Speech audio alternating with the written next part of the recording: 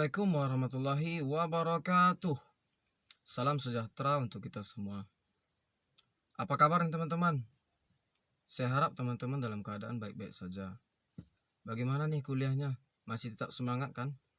Saya harap juga teman-teman masih dalam keadaan semangat dalam menghadapi kuliah online ini atau PJJ atau disebut juga dengan pembelajaran jarak jauh. Nah, pada video kali ini kami dari kelompok 2 akan mempresentasikan materi kuliah kita, yang mana materi kuliah tersebut sudah diberikan oleh Bapak dan Ibu dosen kita, yang mana materinya itu ada 3, yaitu materi tentang verbal, vokal, dan visual, yang mana kelompok kami itu menyingkatnya dengan sebutan 3V. Baiklah, seperti biasanya, sebelum kami mulai presentasi, saya sebagai perwakilan dari kelompok 2 akan memperkenalkan anggota dari kelompok 2. Fernandos dengan nomor BP 2010 812043.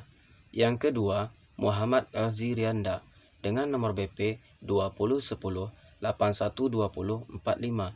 Yang ketiga, Zola Fena Sidratul Aqsa dengan nomor BP 2010 813023. Yang keempat, Nailur Rahmi Iska dengan nomor BP 2010 813025. Dan yang terakhir yaitu Sylvia Putri Effendi dengan nomor BP 2010 813027. Baiklah, tanpa berlama-lama lagi, kita akan langsung saja masuk kepada materi yang pertama, kedua, dan ketiga, yang mana materi yang pertama sampai yang ketiga ini akan dijelaskan oleh presenter cantik kita yang bernama Nailur Rahmi Iska dengan nomor BP 2010 813025. Kepada saudari Nailur Rahmi Iska, saya silahkan. Perkenalkan, nama saya Nailur Rahmi Iska dengan nomor BP 2010813025. Nah, pada minggu lalu kita mengulik atau kita itu membahas apa sih public speaking itu, dan kemudian kita dapat menarik benang merah bahwa public speaking adalah bagaimana kita berbicara di muka umum atau di khalayak ramai, ataupun ketika kita berbicara di sekelompok orang.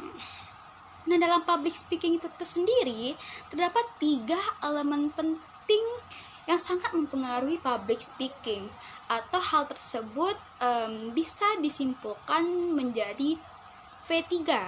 Nah, V3 itu sendiri yang pertama yaitu adalah verbal, yang kedua adalah vokal, dan yang ketiga adalah visual. Nah, untuk penilaian ini, untuk verbal sendiri itu mendapatkan poin sebanyak 7%. Terbilang cukup kecil untuk penilaian public speaking. Yang kedua adalah vokal. Nah, ketika vokal ini dalam penilaian public speaking yaitu sebanyak 38%.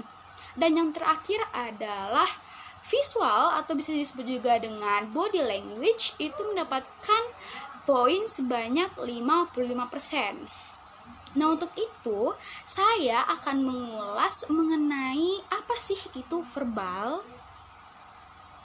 Verbal adalah hal yang berkaitan dengan kalimat atau kata-kata, relating to or in the form of words.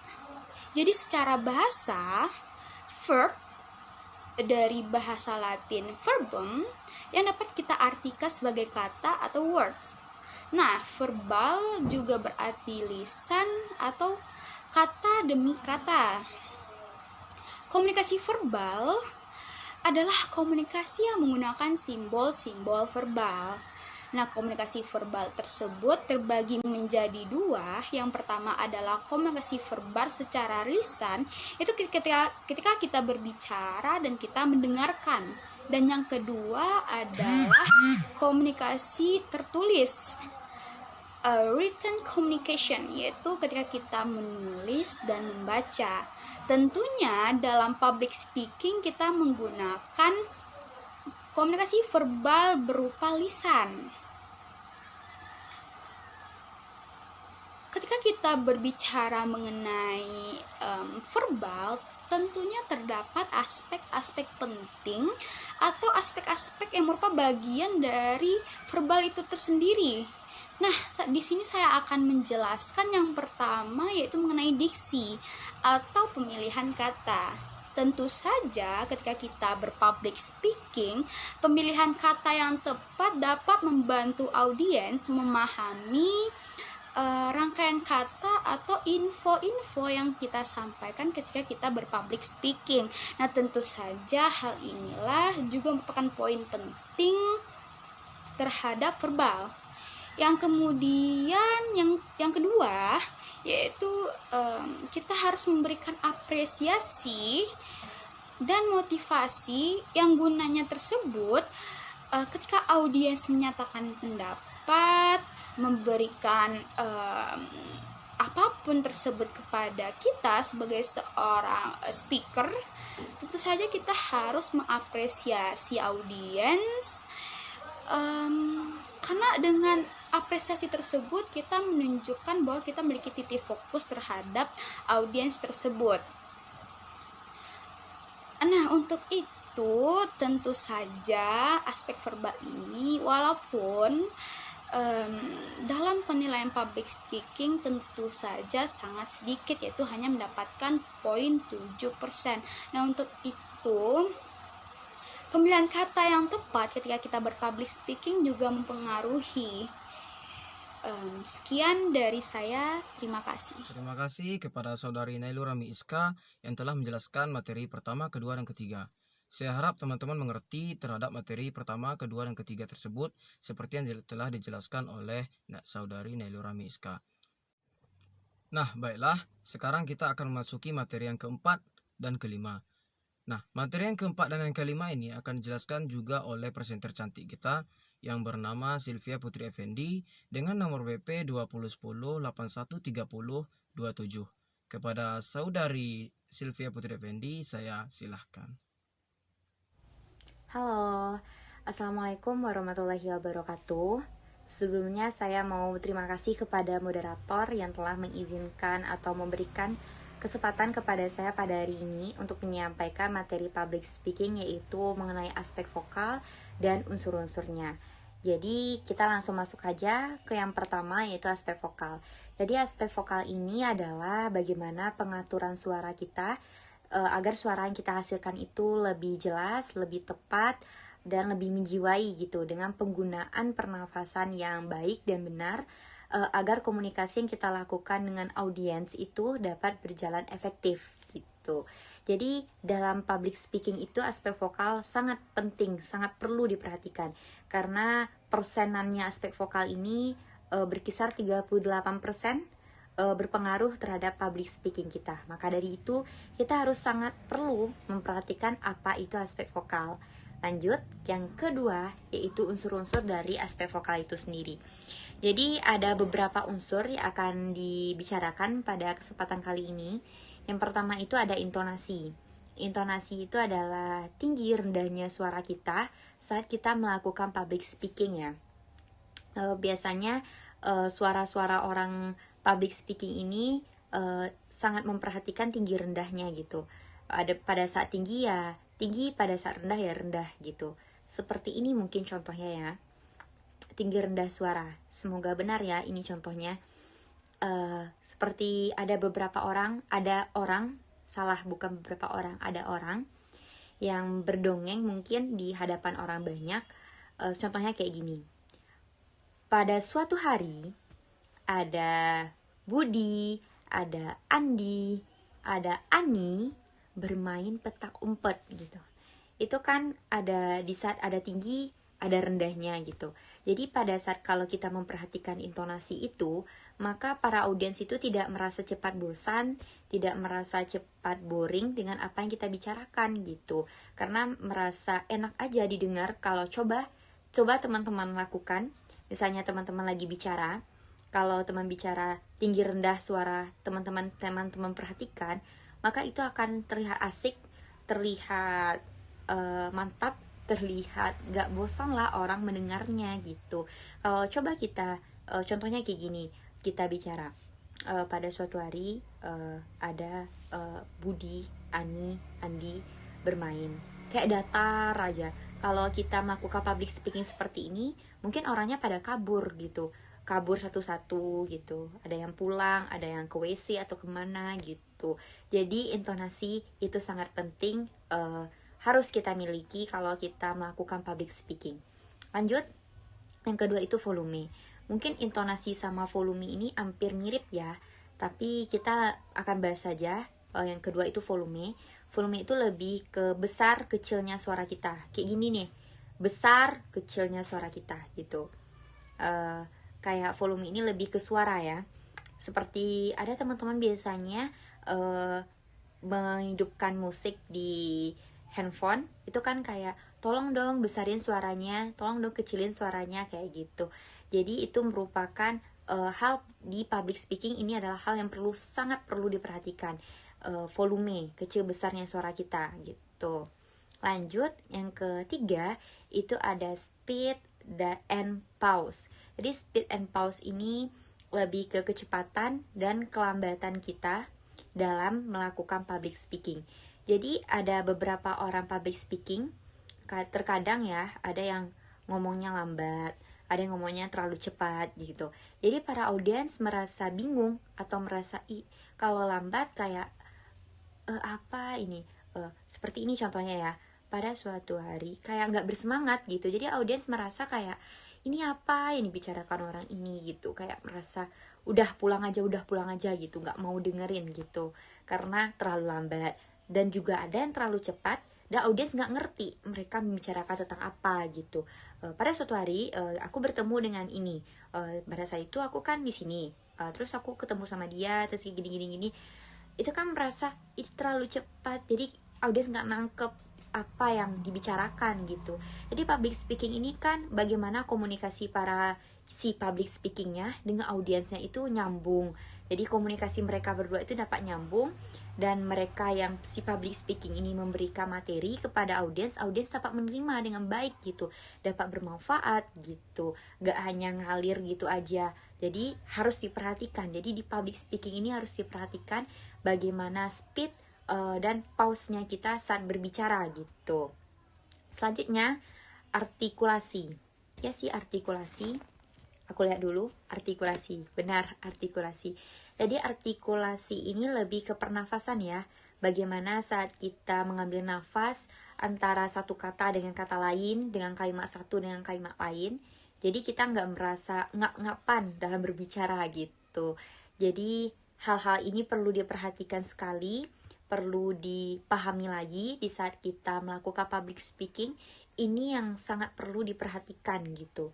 Unsur-unsur yang ada di public speaking itu, unsur-unsur yang ada di aspek vokal ini, agar public speaking kita itu dapat berjalan dengan baik, dapat berjalan dengan lancar, dan kita yang melakukan public speaking ini dapat memberikan maksud dan tujuan kita kepada audiens, dan audiens dapat menerima apa maksud dan tujuan kita gitu. Jadi sama-sama memberikan memberikan kebaikan lah. Jadi public speaking memberikan kebaikan kepada audiens juga memberikan kebaikan kepada public speakingnya, seperti mendengarkan atau memahami atau menghargai setidaknya gitu.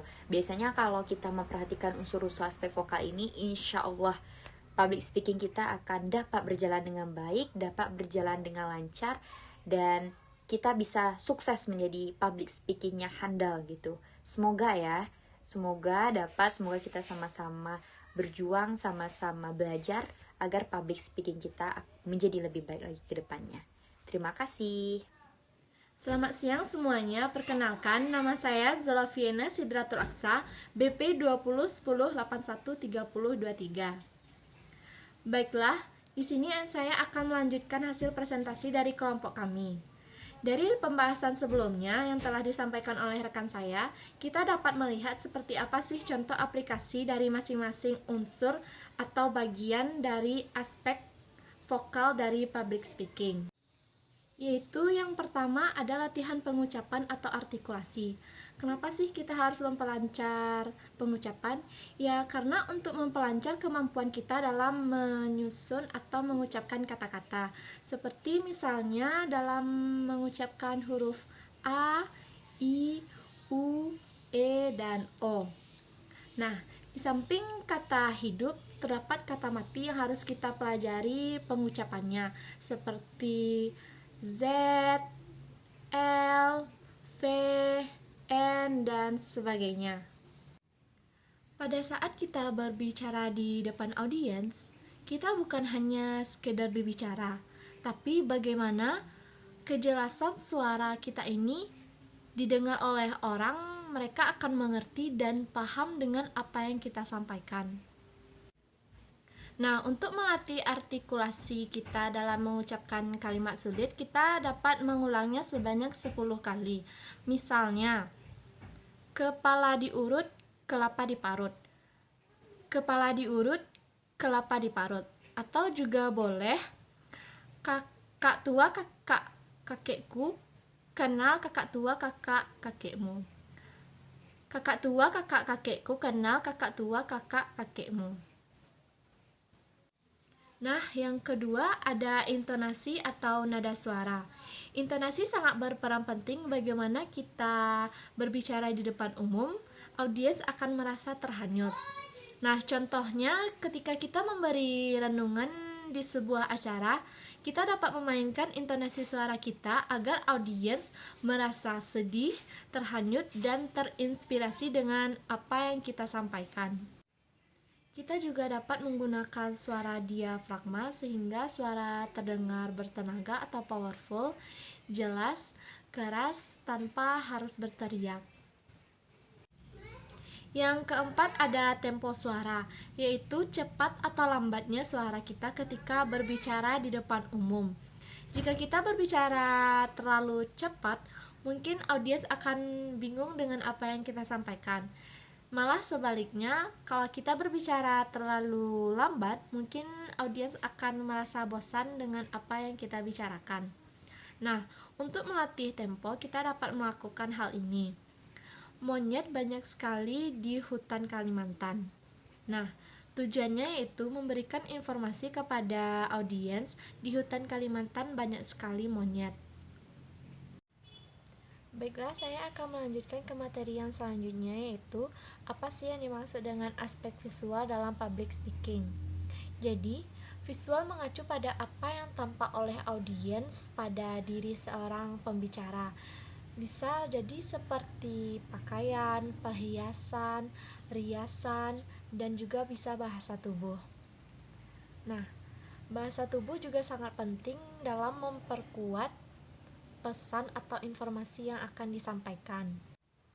Biasanya manusia berkomunikasi lewat komunikasi nonverbal, yang artinya manusia biasanya berkomunikasi tidak menggunakan mulut tetapi kebanyakan menggunakan bahasa tubuh, seperti yang terdapat dalam film Charlie Chaplin dan juga Mr. Bean. Walaupun film ini nyaris tidak menggunakan dialog, tetapi film ini sangat sukses besar. Cakupan visual tidak semata-mata tertuju pada apa yang kita pakai seperti pakaian, perhiasan, riasan, tapi juga bisa dilihat dari aspek bahasa tubuh seperti kontak mata, mimik wajah, atau ekspresi wajah, senyuman yang tulus, dan gerakan-gerakan kecil menggunakan tangan, kaki, kepala, bahu, dan badan yang perlu dilatih agar terlahir secara alami. Nah, sekian pembahasan materi yang dapat saya sampaikan. Terlebih dan terkurang saya mohon maaf. Terima kasih.